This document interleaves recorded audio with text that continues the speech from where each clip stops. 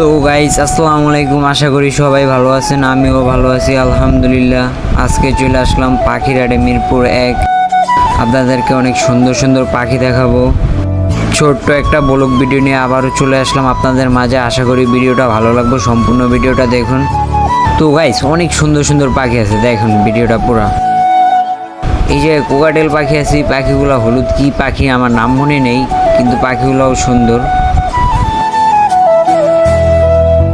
এক চাচা আনছে পাখি এগুলা।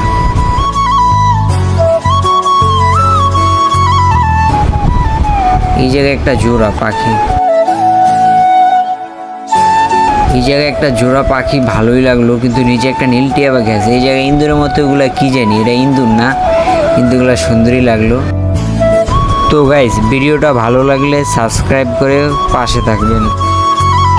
তো আজকের ভিডিওটা এই পর্যন্তই। আল্লাহ হাফেজ।